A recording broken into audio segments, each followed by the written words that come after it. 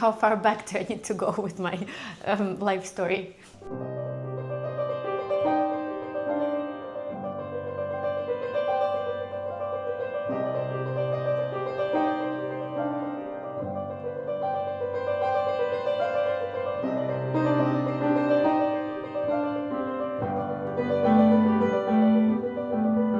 I've been playing piano since I was 4 or 5, because my mom is a singer and she took me to her singing lesson. And after the lesson, her piano person who was playing piano for her, they said like, oh, do you want to see how to play piano or something? And then she just showed me a little bit, and then I really, really liked it. And then ever since then, my mom would take me with her to her singing lessons, and then after her singing lessons, I would have like half an hour or like an hour of a piano lesson. And then when I turned around 7, I started going to a music school where I was given a bit more of a formal, I guess, like piano lessons, a formal music education. Yeah, I really, really liked it. I kind of hyper-fixated on it ever since I first played the piano. So I just really, really like thought like, okay, this is what I want to do all of my life. So it was really like not a hard choice to make, I guess, in terms of what I want to do in life. I also started composing very early on. I think I composed my first composition when I was around 7. It was dedicated to homeless dogs. Well, I'm from Moscow, and we had this huge problem back in the day where we had a lot of stray dogs, and so I was really upset about that, and I wrote a composition that was really, really sad. I actually still remember it. I don't know how to play it. Maybe I can play it later. And I remember my family were really, like, they noticed that it was slightly strange that a 7-year-old child, every time I played the piano, it would be like super melancholic, like really, really dramatic music, like the ones that I composed, but also the ones that I would choose to learn. And they were like, Lisa, but what's going on in your life? You're 7. Like, what kind of problems can you possibly have that lead you to compose music like this? I was like, I don't know, like dogs outside, I don't know. And then I was also really affected by the news, I remember. So basically everything would affect me, you know, everything would affect me to the point that I couldn't, like, I was like overloaded with emotions, and playing piano or composing was my way of releasing those emotions, and that pretty much didn't stop. So I'm still the same way right now. So yeah, and that takes us to my album, I guess, which is, it's called Icarian Sea, and it's an album that kind of follows the story of Icarus from Greek mythology. Maybe you've heard of it. It's about this guy who flew too close to the sun, and then his wings melted, and then he fell into the sea. Usually the story is kind of told from a perspective of ambition, and maybe people being overly ambitious or overly confident, and that's why they maybe kind of abandon themselves in the process of trying to reach their goals.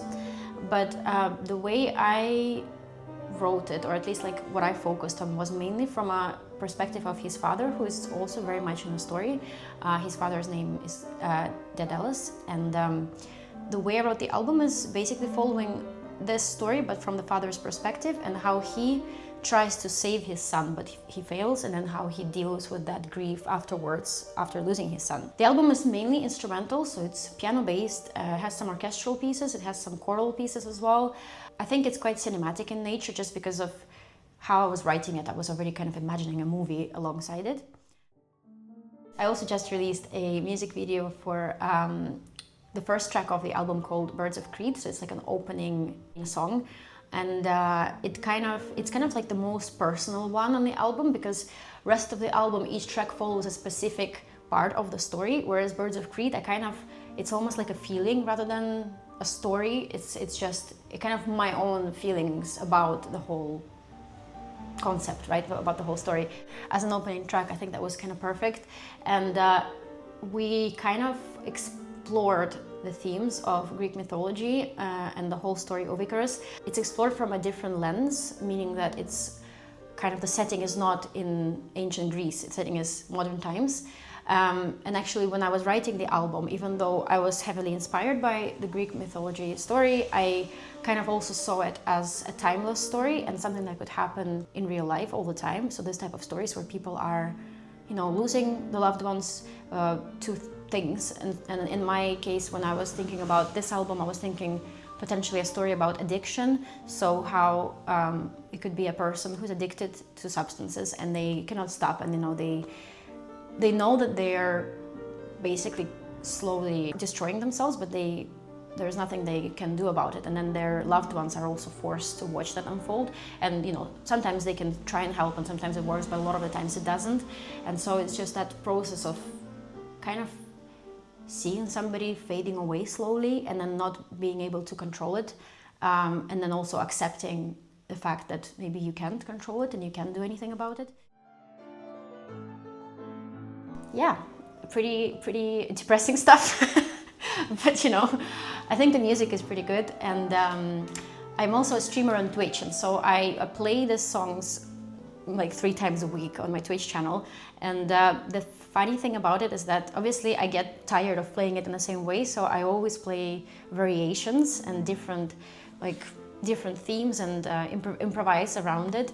And I thought that was such a cool experience for me to do that, because from that I also composed new pieces. So like I would play my album, but then I would improvise on stream, and then out of it I will come up with new stuff. And so now I'm actually in the process of writing a second album. Yeah, so I've been kind of already writing quite a few compositions for that, and I'm really excited to see how it's gonna come out. I found it's really interesting to hear people's feedback, because especially with instrumental music, because it's so open to interpretation, to me it's fascinating to hear what people felt or what people thought when they listened to it, because it's usually so personal.